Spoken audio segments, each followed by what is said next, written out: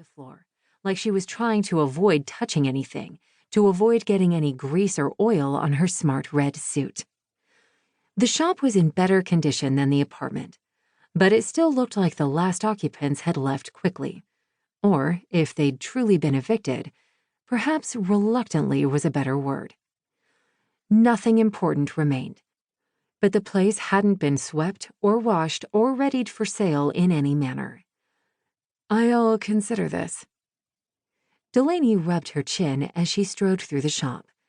"It's a little small." It was actually larger than she'd expected. "Light's good, but might get a little cold in the winter."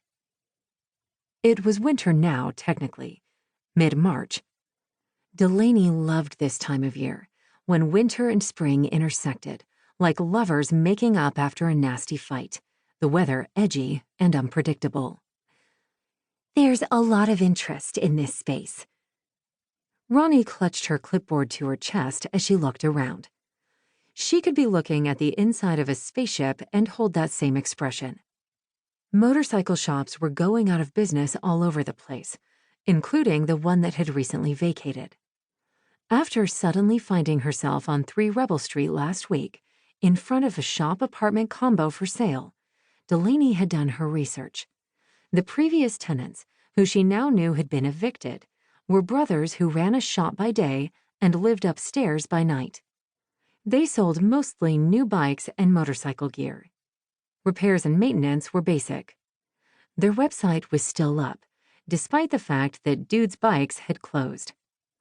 Dude's appeared to focus mostly on male riders, leaving Delaney to wonder if Dude's was just about dudes, or if one of the owners was indeed named Dude. "What's the story on this place?" Ronnie glanced at her clipboard. "The owner wants to sell. After the last renter's lease ran out, they were given the option of buying or moving. I don't think their shop was doing well because they couldn't afford to buy. They weren't even paying their rent. And they weren't quick about moving. The rest, as they say, is history." If the last motorcycle shop had failed, buying would be a gamble. But any business venture was a gamble. Life was a gamble. "There are a couple of people looking. After you," Ronnie continued. "About 5. Delaney could respect white lies in the sales biz, but seriously, 5? 5 or so people were waiting to check out the bike shop with an overhead apartment suitable for one small, low-maintenance tenant? She had no idea how 2 brothers had managed up there.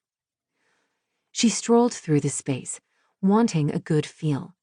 She needed to touch things, inhale the shop, draw its molecules into her lungs and taste its history before she could decide on the symbiosis of her dream space. Triple M Classics, short for Martin Monroe's motorcycles, named after her father, would own her as much as she would it. So this relationship was going to be deep and mutual. Through the front window, she could see the parkway that ran the length of the county. At just past 1800 hours, rush hour was a jam of red taillights in the waning daylight. No amount of time would erase Delaney's memory of her last tour here, when she had to commute to work every day.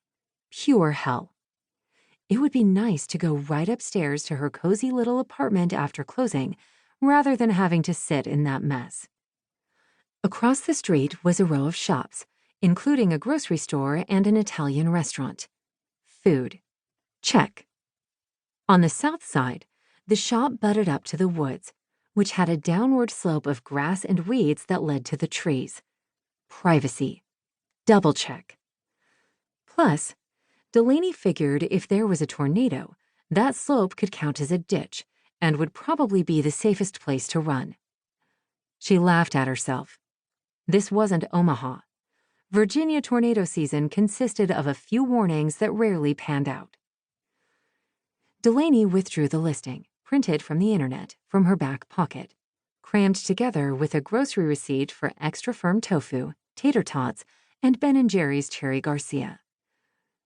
"This is the price, right?" She handed over the paper. Money would be tight, but Delaney should be able to manage.